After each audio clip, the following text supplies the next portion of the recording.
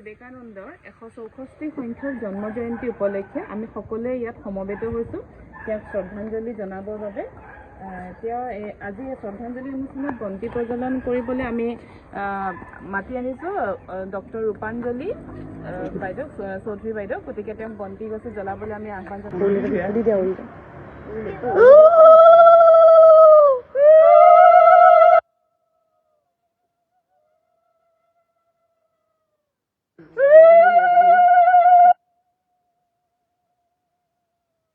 ओम सहना भवतु सहनो भुनक्तु सह वीर्यकरवावहै तेजस्वी नारद मा विद्याजिमहे। ओम शांति शांति शांति।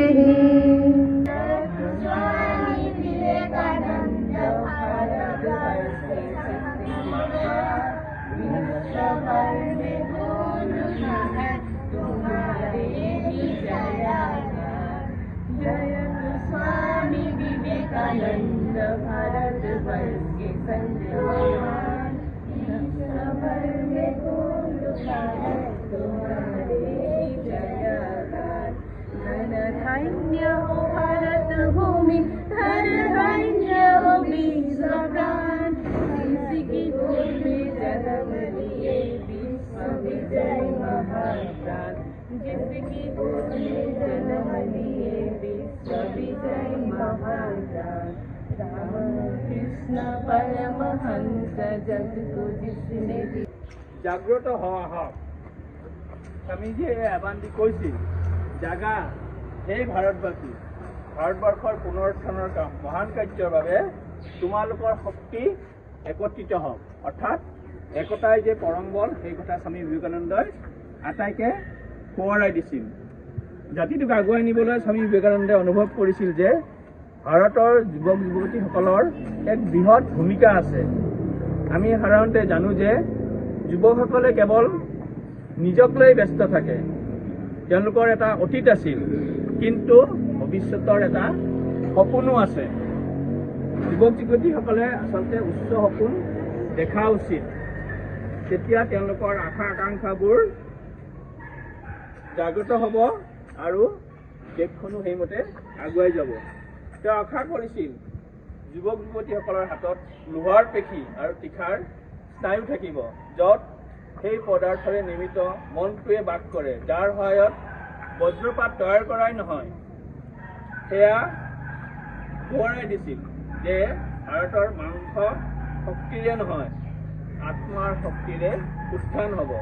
তেওঁ বিচাৰিছিল যে আমাৰ যুৱক যুৱতীসকলৰ নিজৰ ওপৰত বিশ্বাস আৰু জাতিৰ প্ৰতি অটল প্ৰত্যয় আৰু বিশ্বাস থাকিব লাগে, যাতে সকলোবোৰ সমস্যাৰ সমাধান আমি নিজৰ দ্বাৰাই কৰিব পাৰোঁ।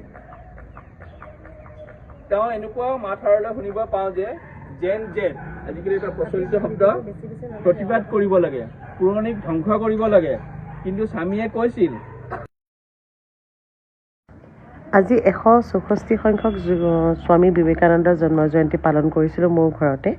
আৰু এই নিৰ্দেশটো স্কুলৰ বিবেকানন্দৰ কৰ্তৃপক্ষই দিছিল 4টামান ষ্টুডেণ্ট লগ লাগি এটা পুষ্পাঞ্জলি অনুষ্ঠান পাতিব লাগে স্বামী বিবেকানন্দৰ হৈ পেলাই। আৰু তেনেকৈ মই মোৰ ঘৰতে কৰিলোঁ। আৰু যিসকল ষ্টুডেণ্ট আহিছিলে আৰু তেখেতলোকৰ অভিভাৱকসকল আহিছিল, তেখেতলোককো ধন্যবাদ জনাইছিলোঁ। আৰু বন্তি প্ৰজ্বলন কৰিবলৈ আহিছিল ডক্টৰ ৰূপাঞ্জলি চৌধুৰী বাইদেউ, তেখেতকো ধন্যবাদ জনাইছোঁ। আৰু নিৰ্দিষ্ট বক্তা হিচাপে মাতিছিলোঁ বৰদেৱী হাই ছেকেণ্ডেৰী ৰিটায়াৰ্ড প্ৰিন্সিপাল শ্ৰীযুত বিপুল লহকৰ ছাৰক, তেখেতকো ধন্যবাদ জনাইছিলোঁ এই অনুষ্ঠানটো বৰ ধুনীয়াকৈ সাফল্যমণ্ডিত কৰাৰ বাবে। সকলোৱে ধুনীয়াকৈ অনুষ্ঠানটো উপভোগ কৰিলোঁ আৰু সৰু ভিডিঅ' এটা সাঁচি ৰাখিলোঁ, ভৱিষ্যতে চাব পাৰিম বুলি। তাকে আপোনালোকলৈও আগবঢ়ালোঁ, নিশ্চয় ভাল পাব বুলি আশা কৰিলোঁ।